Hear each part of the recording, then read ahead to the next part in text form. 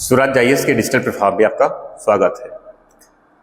जैसे कि आप जानते हैं कि आज 1 जुलाई से जो भारत में नए आपराधिक कानून 3 नए आपराधिक कानून को लागू किया गया है।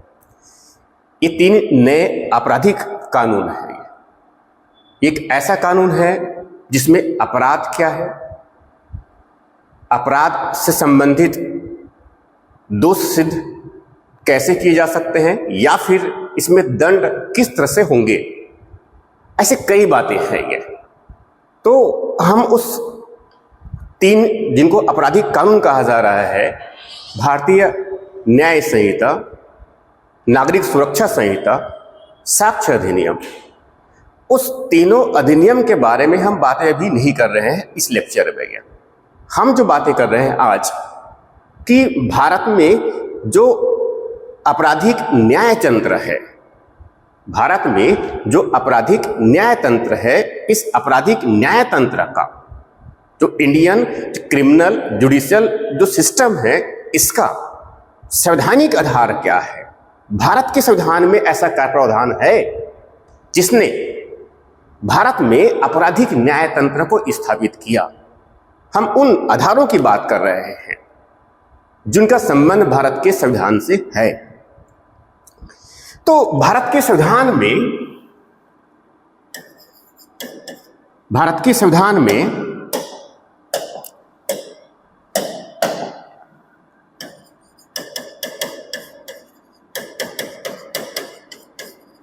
के संविधान में 2 अनुच्छेद है जिनका संबंध भारत की आपराधिक न्याय तंत्र से है। 2 अनुच्छेद है जिनका संबंध जो है भारत की आपराधिक न्याय तंत्र से है। 2 अनुच्छेद जिनमें से एक अनुच्छेद है, पहला अनुच्छेद है अनुच्छेद 20, आर्टिकल 20 की बात कर रहा हूं मैं। आर्टिकल 20 में जो है अपराध के लिए दोष सिद्ध के संदर्भ में संरक्षण की बातें कहते हैं। ये अनुच्छेद 20 में जो है अपराधों के लिए दोष सिद्धि के संबंध में संरक्षण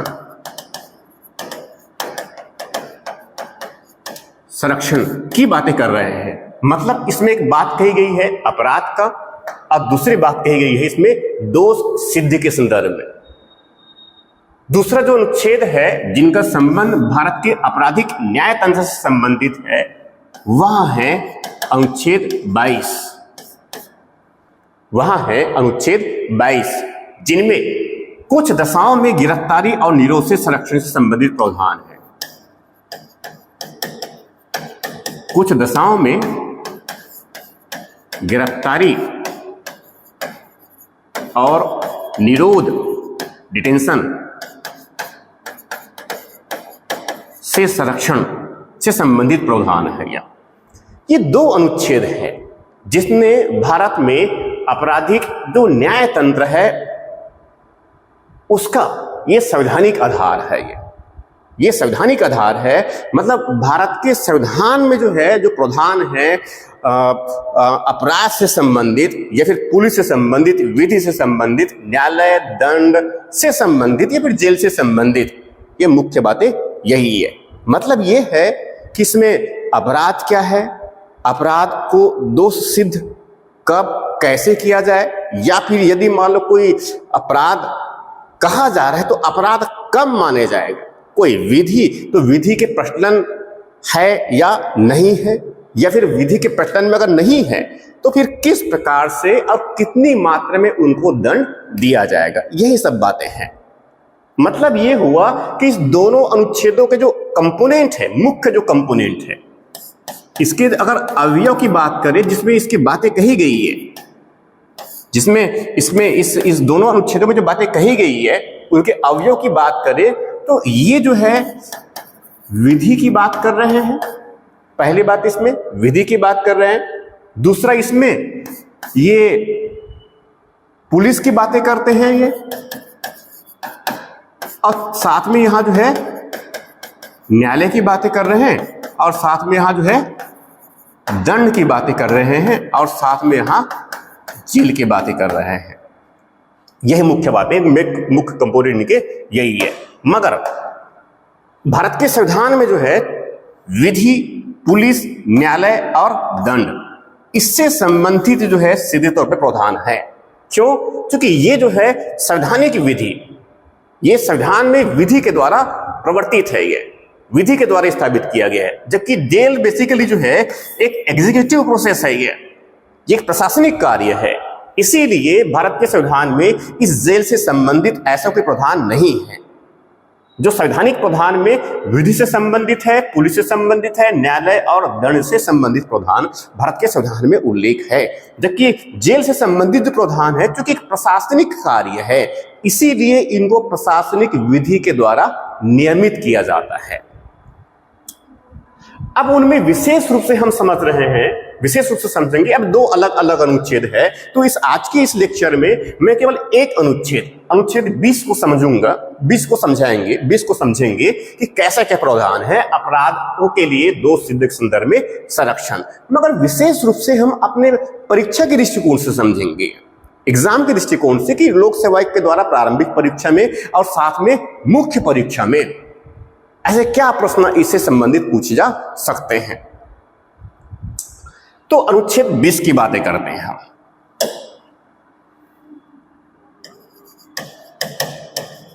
अनुच्छेद 20 का जो टाइटल है, जो इसमें जो बातें कही गई है, जो विषय है, वह है अपराधों के लिए दोष सिद्ध के संदर्भ में संरक्षण के लिए दोष सिद्धि के संबंध में संरक्षण। संविधान के अनुच्छेद 20 में जो ये जो अनुच्छेद है, इसमें 3 खंड है। इसमें 3 खंड है। 3 खंड होने का मतलब ये हुआ कि इसमें जो है एक अनुच्छेद, इसमें जो है एक खंड 1 है, एक खंड 2 है, एक खंड 3 है। और 3 जो है ये अलग अलग विषयों के बारे में बात करते हैं। ये तीनों जो है अलग अलग विषयों की बात करते हैं, ये जिनमें पहले जो है ये विधि के बारे में बात कर रहे हैं। समझेंगे इसमें क्या है। इसमें पहले जो है वहां विधि की बात करते हैं। दूसरा जो है वहां जो है दंड से संबंधित है, न्यायालय और दंड से संबंधित है। तीसरा जो है वहां जो है इसमें न्यायालय से संबंधित है, दंड या फिर पुलिस से संबंधित और न्यायालय से संबंधित है। इसमें मतलब एक हो गया विधि हो गया, दूसरा दंड के साथ साथ इसमें पुलिस, और तीसरा जो है न्यायालय। 3 बातें हैं ये। तो अनुच्छेद, पहली बात तो ये ध्यान रखना है हमें कि अनुच्छेद 20 में अपराधों के लिए दोष सिद्ध संदर्भ में संरक्षण की बातें कही गई है, जिनमें 3 खंड है। अब 3 खंड 1, खंड 2 और खंड 3। पहले इनको इन जनरल जो है भारत के संविधान में क्या कहा गया है उसको समझ लेते हैं, थोड़ा सा देख लेते हैं इनको। पहले ये लिखा हुआ है अनुच्छेद 20। अनुच्छेद 20 में लिखा गया है कि अपराधों के लिए, अनुच्छेद 20 में लिखा गया है अपराधों के लिए दोष सिद्ध के संदर्भ में संरक्षण। यहां पर क्या बात कही गई है, कोई व्यक्ति किसी अपराध, पहली बात तो यही कहा गया अपराध, तो एक शब्द क्या निकल के आया हमारे पास में, अपराध। अपराध के लिए सिद्ध दोष, दूसरी बातें हो गया, तब तक नहीं ठहराया जाएगा जब तक कि उसने ऐसा कोई कार्य करने के समय जो अपराध के रूप में आरोपित है, किसी प्रवृत्ति विधि, तो यहां बातें भी समझेंगे कि प्रवृत्ति विधि क्या होती है, अतिक्रमण नहीं किया गया है या उससे अधिक शास्ति का, दंड का भागी नहीं होगा जो उस अपराध के लिए किए जाने के समय प्रवृत्ति विधि में अधीन आरोपित किए गए थे। ऐसी जो है 20 के खंड 2 में किसी व्यक्ति को एक ही अपराध के लिए एक बार से अधिक ना तो अभियोजित और ना ही दंडित किया जाएगा। ये बातें हैं, ये खंड 2 की बातें हैं। खंड 3 में जो बातें हैं, किसी अपराध के लिए अभियुक्त किसी व्यक्ति को स्वयं अपने विरुद्ध साक्षी होने के लिए बाध्य नहीं किया जाएगा। क्योंकि ये संविधान की बातें हैं, विधि की बातें हैं, तो स्वाभाविक ही ये जटिल है ऐसा प्रतीत हो रहा है। इनको हम सरल भाषा में समझते हैं, इनको जो है हम सरल भाषा में समझते हैं। ये जैसे बताया मैंने जो है खंड 1 में, ठीक है, खंड 1 में जो है इसमें कोई विधि की बात कर रहा है, दूसरा खंड 2 में दंड की बात कर रहा है, और तीसरा जो है वो स्वयं के विरुद्ध साक्षी होने की विरुद्ध की बात कर रहा है। ठीक, इनको समझ लेते हैं बारी बारी से। ये अब इसमें 3 खंड है, तो 3 खंड जो है 3 विशेष प्रकार के जो है संकल्पना को भी इजाद करते हैं। ये 3 खंड जो है ये 3 अलग विशेष प्रकार के संकल्पना को भी जो है विकसित करते हैं ये, और ये हमारे एग्जाम के लिए बहुत इंपॉर्टेंट है। जैसे इस बार 2023 के जो पीएससी के लोक सेवा आयोग के जो मुख्य परीक्षा भी हाल ही में संपन्न हुए हैं, उनमें एक प्रश्न पूछा गया जिनका संबंध जो है इस अनुच्छेद 20 के खंड 1 से है। वहां विधि, कार्योत्तर विधि,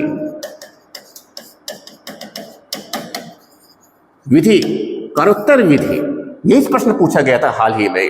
कार्योत्तर विधि, एक्स पोस्ट फैक्टो लॉ जिनको कहते हैं, ये संकल्पना यहां से विकसित होता है। प्रश्न पूछा गया था 2023 के पीएससी मुख्य परीक्षा में, कर्तव्य विधि से आप क्या समझते हैं। वैसे ही खंड 2 में जो है ऐसी एक संकल्पना है जिसमें दोहरा दंड से संरक्षण, वहां भी क्या होता है वो भी समझेंगे। और तीसरा जो है खंड जिसमें जो है स्वयं के विरुद्ध साक्षी होने से संरक्षण की बात करता है। ये स्वयं अभिशंसन का जो सिद्धांत है यहां से विकसित होता है। ये तो 3 ये खंड है अनुच्छेद 20 के जो हमारे एग्जाम के लिए बहुत इंपॉर्टेंट है। ये ठीक, तो पहले समझते हैं अनुच्छेद 20 के खंड 1। अनुच्छेद 20 के खंड 1 में जैसे बताया मैंने, खंड 1 में जो प्रावधान किया गया है वहां जो है किसी व्यक्ति को किसी अपराध के लिए तब तक दोषी या सिद्ध दोष नहीं माना जाएगा जब तक कि उसने किसी प्रचलित विधि का उन्होंने कोई उल्लंघन ना किया हो। इसका मतलब ये हुआ अनुच्छेद 20 का जो संबंध है, 20 का जो खंड 1 है, इनका संबंध किससे है? वो एक अपराध से है। संबंध किससे है? एक अपराध से है।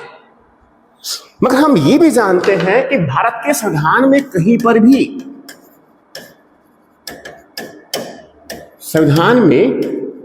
भी इस अपराध की परिभाषा नहीं है।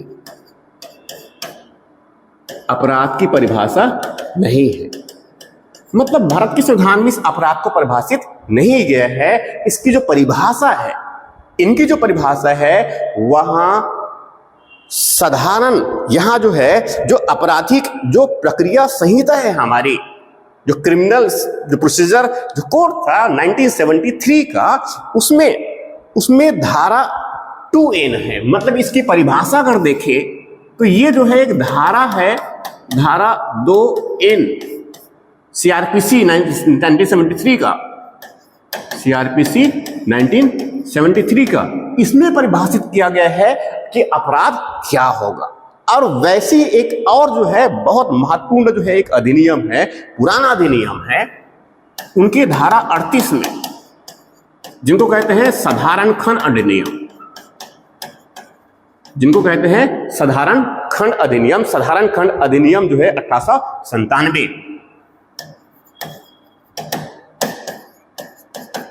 इस अधिनियम में परिभाषित है कि इस अपराध का मतलब क्या होता है। अपराध का जो अर्थ है, अपराध का जो अर्थ है जो इसमें परिभाषित किया गया है कि अपराध वहां कृत्य है, अपराध वहां कृत्य है, वहां कार्य है जो किसी समय प्रचलित विधि का, जो किसी प्रचलित विधि के तहत वहां दंडनीय है। इसका मतलब यह हुआ कि अपराध कोई कृत्य है, कोई कार्य है। अपराध जो है कोई कृत्य है, कोई कार्य है जो किसी समय प्रचलित,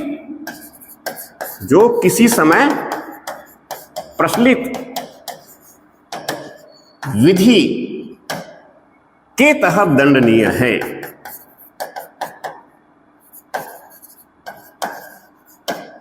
दंडनीय है मतलब यह है कि अपराध उसे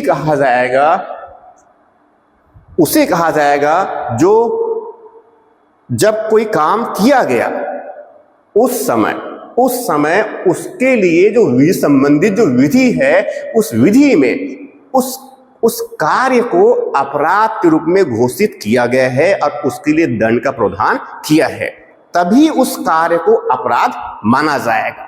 मतलब ये हुआ कि उस काम को जिस समय किया गया उस समय ऐसा संबंधित कोई कानून होना चाहिए जो उस काम को अपराध के रूप में घोषित करे, तभी वहां माना जाएगा कि वहां एक अपराध है। इसका मतलब यह हुआ कि कोई काम कर दिया गया है, कोई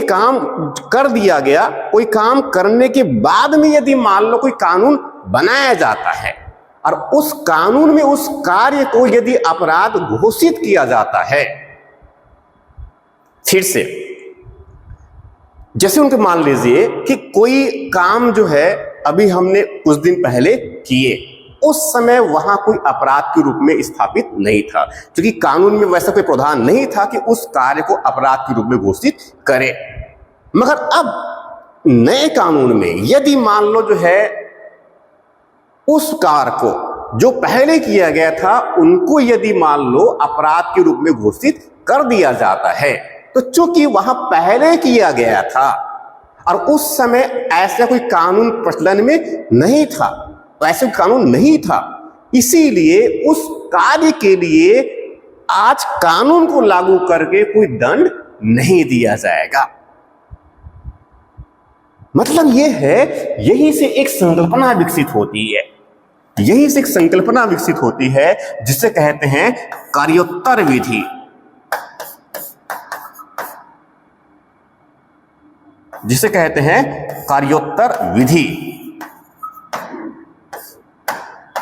एक्स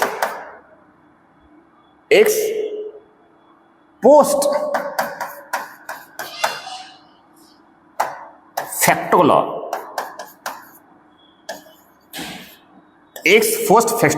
या फिर कहते हैं कार्योत्तर विधि। ये हाल ही में छत्तीसगढ़ लोक सेवा आयोग के मुख्य परीक्षा में प्रश्न पूछा गया है। पेपर 3 के खंड भाग 2 से संबंधित जो संविधान का चैप्टर है उस सेगमेंट से है। इनका संबंध सीधे जो है भारत के संविधान के अनुच्छेद 20 के खंड 1 से है। अब इंपॉर्टेंट ये है, प्रश्न ये पूछा गया था कि कार्योत्तर विधि क्या है।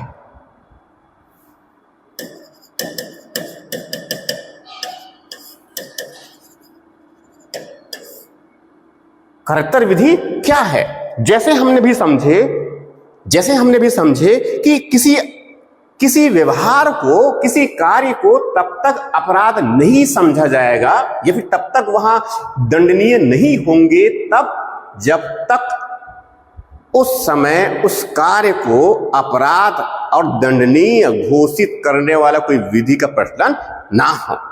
इसका मतलब यह हुआ कि वहां विधि, कार्योत्तर विधि एक ऐसी विधि है जिसमें किसी कार्य को अपराध कहा गया है। कार्योत्तर विधि वह विधि है जिसमें किसी कार्य को अपराध कहा गया है जो जब किया गया उस समय वहां अपराध नहीं था। कार्योत्तर विधि एक ऐसी विधि है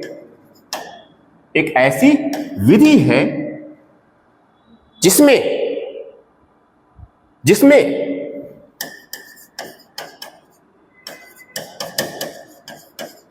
किसी कार्य को अपराध कहा गया जब वहां अपराध कहा गया है जब वहां किया गया अपराध नहीं था। इसका अर्थ सिर्फ इतना ही होता है।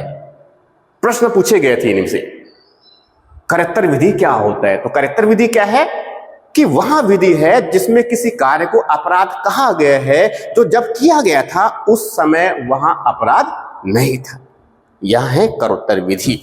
अर्थात किसी व्यक्ति को केवल अपराध दोष सिद्ध ठहराने के लिए, किसी व्यक्ति को किसी अपराध के लिए दोष सिद्ध ठहराने के लिए ऐसी किसी विधि का प्रचलन होना अनिवार्य है। बिना विधि के प्रचलन के व्यक्ति को, बिना कानून के प्रचलन के व्यक्ति को दोषी नहीं ठहराया जा सकता। इस करोत्तर विधि का प्रयोग सर्वोच्च न्यायालय के द्वारा एक निर्णय में, सर्वोच्च न्यायालय के द्वारा निर्णय में एक निर्णय था, एक मामला था शिव बहादुर सिंह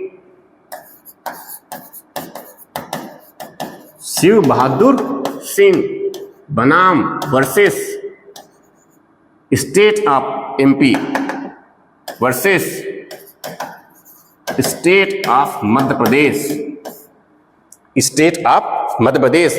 इस मामले में सर्वोच्च न्यायालय ने इस करेक्टर विधि, एक पोस्ट फैक्टो लॉ का प्रयोग किया था। इसीलिए ये बहुत इंपॉर्टेंट है। इसीलिए चूंकि नए आपराधिक कानून लागू हो रहे हैं तो इसी संदर्भ में प्रश्न पूछा गया है मुख्य परीक्षा में हमारे ये। तो ये तो हो गया खंड 1, यहां हो गया खंड 1। अब समझते हैं खंड 2, संविधान के अनुच्छेद 20 के खंड 2। खंड 2 में, भारत के संविधान के खंड 2 में जो है, दंडों में जो है किसी व्यक्ति को, जो बातें की गई है किसी व्यक्ति को अपराध से संबंधित है। इसमें जो बातें कही गई है, इसमें बातें कही गई है कि किसी व्यक्ति को एक ही अपराध के लिए एक बार से अधिक दंड, एक से अधिक बार अभियोजित और दंडित नहीं किया जा सकेगा। मतलब इस अनुच्छेद का संबंध किससे है? एक अपराध और साथ में उससे संबंधित जो अभियोजन और साथ में जो दंड है उससे संबंधित है। मतलब क्या बात कह रहे हैं? इसमें किसी व्यक्ति को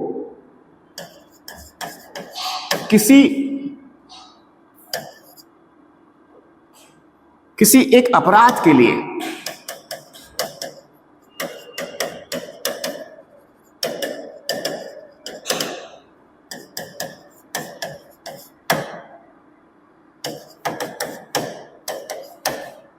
एक ही बार से अधिक अभियोजित और दंडित नहीं किया जा सकेगा। ये बातें कही गई है।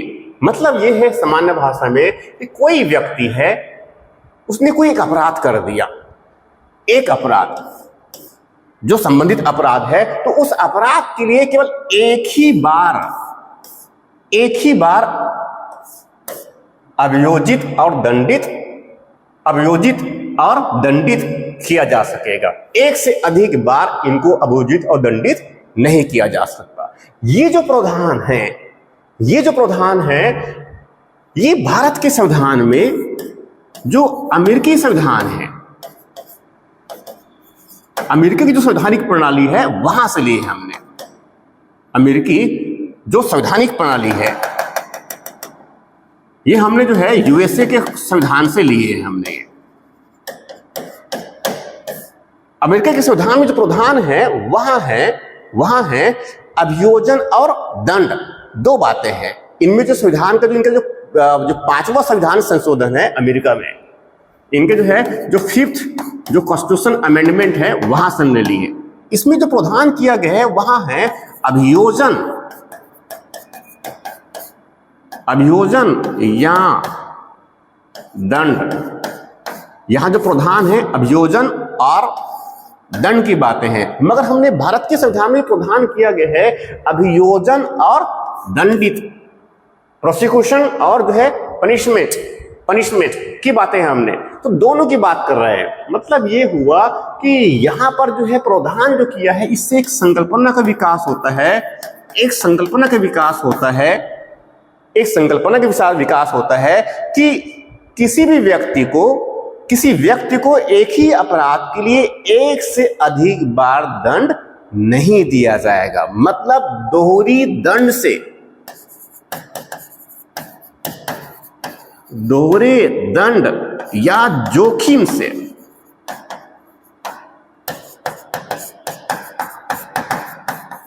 संरक्षण, ये संकल्पना यहां से उत्पन्न होता है, विकसित होता है। ये प्रश्न अगर ये हो सकता है मेंस में यहां पूछ दे, दोहरी दंड से संरक्षण से क्या तात्पर्य है?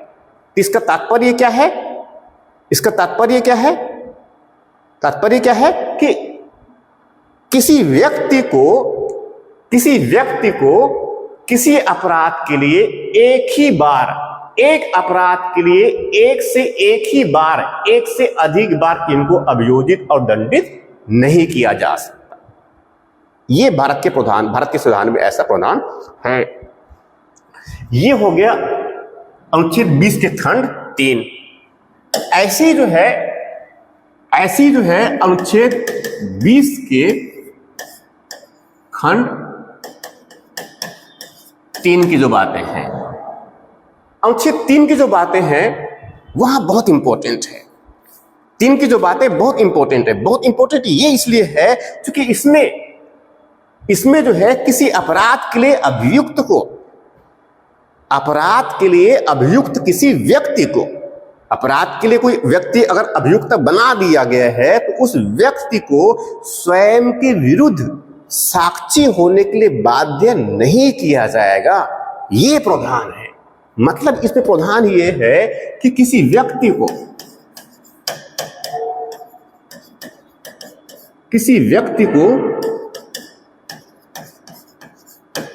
किसी अपराध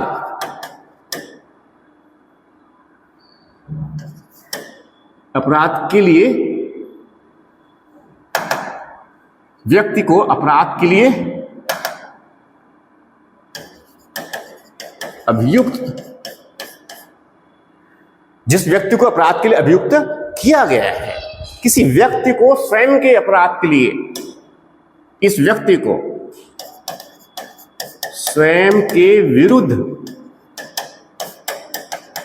साक्ष्य देने के लिए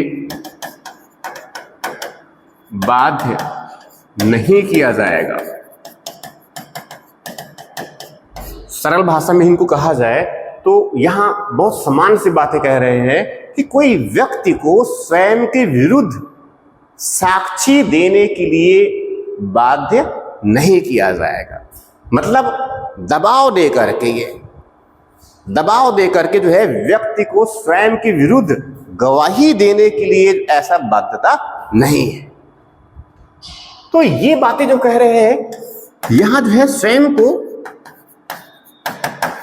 के विरुद्ध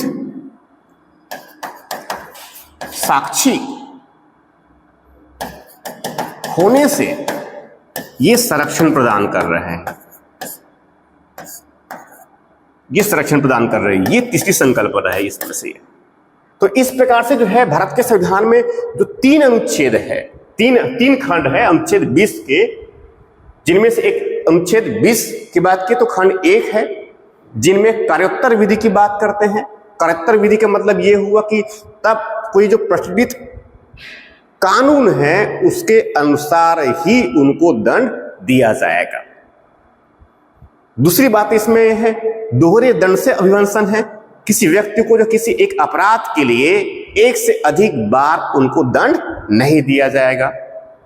तीसरी बातें बताया मैंने कि स्वयं के विरुद्ध साक्षी होने के लिए यहां पर संरक्षण है, बाध्य नहीं किया जाएगा। मगर इसमें बातें इस प्रकार की थोड़ी सी और जुड़ी हुई है कि यदि वह व्यक्ति जो है कुछ ऐसी वस्तु, कोई दस्तावेज जो उस व्यक्ति के स्वामित्व में है, उनके पास में है, वहां वस्तु और स्वामित्व जो जांच, जिसके बिना जांच की कार्यवाही जो है पूरा नहीं हो सकता, इसीलिए उस वस्तु और दस्तावेज की प्राप्ति के लिए उस व्यक्ति पर दबाव बनाया जा सकता है। तो ये हो गया अनुच्छेद 20। जैसे बताया मैंने, इसमें इस अनुच्छेद में जो बातें हैं, इस अनुच्छेद में जो प्रावधान है, उनका संबंध जो है यहां पर अपराध से है, पुलिस से है, गिरफ्तारी से है, अभियोजन से है और न्यायालय से है और दंड से है और जेल से है। इसीलिए कहा जाता है कि अनुच्छेद 20 जो है और साथ में अनुच्छेद 22 यहां जो है भारत में आपराधिक जो न्याय प्रणाली है हमारी, उसका ये संवैधानिक आधार है।